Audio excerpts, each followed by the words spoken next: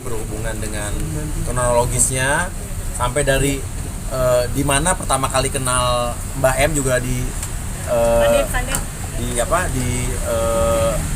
ditanyain, terus sampai saya kan kenal Mbak M ini kan baru bulan Maret, sampai saya ingat tanggal berapa ya, berarti pertama kali kan dikenalin sama Denis. Nah terusnya habis itu sedetil itu ternyata saya nggak nyangka, saya pikir cuma nanyanya bagaimana kejadiannya, kerugian berapa, ternyata detail ditanyanya bagaimana, dari awal kenalnya gimana gitu kan, dan sampai akhirnya ya waktu itu melapor dan tadi dikasih kita diundang untuk klarifikasi. Berapa pertanyaan tadi total? Total berapa pertanyaan ya Bang? Banyak banget. Lebih dua. Oh lebih banyak banget, pertanyaannya banyak banget. Ada kerugian, maksudnya berapa? Ya, kerugiannya? Ya pokoknya sesuai dengan bukti yang udah disampaikan, dia meminta saya untuk mentransfer 100 juta ya. 100 juta ada lagi? Hanya 100 juta? Iya, 100 juta. Maksudnya kalau ini Ya. udah ke ranah pidana berarti kan artinya tuntutannya hukuman badan, artinya kerugiannya berarti maksudnya udah terima gitu kerugian. Jadi kalau Ya, yang ngerti saya. Ya pokoknya saya sih jalani proses gitu. Kalau emang ini dan ini emangnya adalah pidana ya, pidana ya Bang ya. Dan ini Karena kita kalau melaporkannya penipuan. ya kalaupun nanti masalah uang saya balik ke pangkal, saya udah nggak peduli lah, udah kita serahkan sama polisi, karena saya percaya dan saya yakin polisi bisa menangani kasus ini dan juga menjalankan kasus ini secara profesional. Flashback sedikit mungkin, Iya. kejadiannya itu kapan sih? Maksudnya? Kejadiannya itu awalnya saya dibohongin dan diiming-imingi ya, Iya. itu pas lebaran. Kemarin Kemarin persis lebaran. Hmm. Pas lebaran. Nah pihak sana kan terutama orang tuanya ya, Iya, iya. kalau menyatakan kalau yang bersangkutan tuh mengalami ada kelainan, Iya. gimana menanggapinya maksudnya? kalau masuk rumah sakit jiwa. Iya gini, kalau ya masalah jiwa itu apakah bisa dituntut? Oh saya nggak ngerti kalau masalah orang sakit jiwa atau segala macam bisa dituntut, itu saya nggak ngerti karena saya bukan ahlinya. Karena saya di sini nggak mau berbicara di luar konteks saya sebagai saya nggak ngerti gitu kan. Karena saya nggak mau jadi blunder, jadi bahan tertawan. Kan banyak orang sekarang bukan pada kapasitasnya dia bicara bahwa dia bipolar akut tingkat apa gitu. Ya, Akhirnya kan siapa tuh? jadi badut kan, jadi ketahuan. Kalau saya nggak mau, saya no comment, saya nggak ngerti. Yang tahu pasti ya pihak polisi Yang lebih tahu, yang pasti akan ya. mendalami kasus ini Ya. lebih dalam lagi, dan sampai akhir ini saya diundang untuk klarifikasi, berarti kan kasus ini udah jalan Bang ya.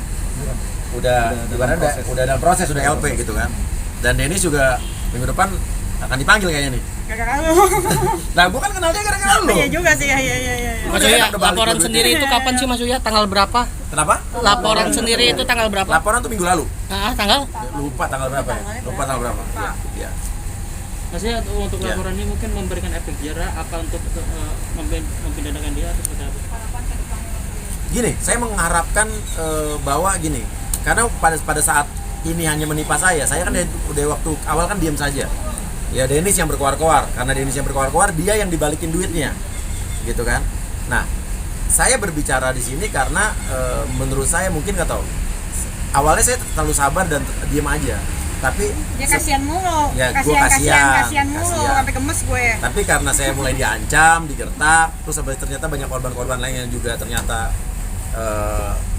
mengalami hal yang sama. Disitulah saya tergerak untuk bahwa ini nggak bisa dibiarin, ini nggak bisa didiemin, ini harus ada efek jerah. Karena kalau enggak, sampai kapan dia akan melakukan hal ini berulang-ulang pada orang lain. Saya kasihan kalau ada korban-korban lain. Iya kalau misal orangnya korban-korban lain masih punya banyak uang, tapi orang yang ternyata uangnya pas-pasan, habis itu akhirnya jadi kena imbasnya, efeknya. Sampai gaji rumah. Ada sampai gade rumah juga itu di Denis ya. Saya kasihan. Nah, kasihan bukan sama korban-korbannya aja dan calon-calon korban lain. Saya kasihan juga sama dia.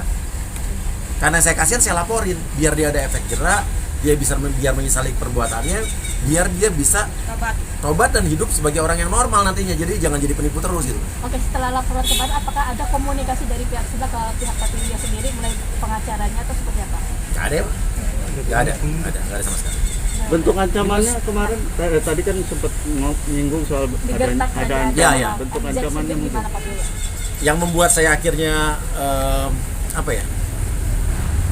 melaporkan ya karena saya diancam, digertak, katanya ada pasal pengancaman, ternyata saya nggak ngancam sama sekali, terus UU ITE dan lain sebagainya, terus saya diomel-omelin, dimarah-marahin, dan menurut saya udah umur 40 tahun ke atas dimarah-marahin sama orang yang jauh di bawah saya umurnya, saya baru kenal juga, dan dia membohongi saya, itu apa ya, ego saya akhirnya timbul lah.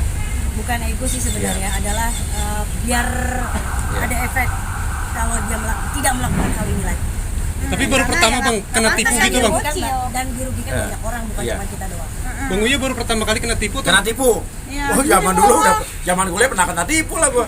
Mobil gue sampai sekarang ada yang masih belum balik, tapi surat-surat BPKB masih ada, ditipu teman sendiri. Terus terakhir tahun lalu juga gue ditipu juga yang soal travel di Bali itu gitu kan. Nah sekarang gitu. Nah, sekarang ini jadi mungkin kok berapa kali gue kena tipu tapi gue selalu kasihan-kasihan mulu gitu kan. Tapi kalau orang-orang yang waktu itu gitu kan, orang-orang yang sebelumnya, mereka tuh menyelesaikannya apa mungkin pendekatannya ke gue juga tidak segarang ini gitu loh. Gue nggak diancam, nggak digertak, nggak malah dia jadi lebih galakan dia gitu. Jadi ya sekarang ini mungkin beda atau tapi menurut gue sih gini, karena di sini nih udah banyak banget orang yang mengalami hal yang sama kayak gue, dan gue pengen memberikan efek jerah aja supaya dia ya mempertanggungjawabkan perbuatannya di mata hukum. Bentuk ancaman ke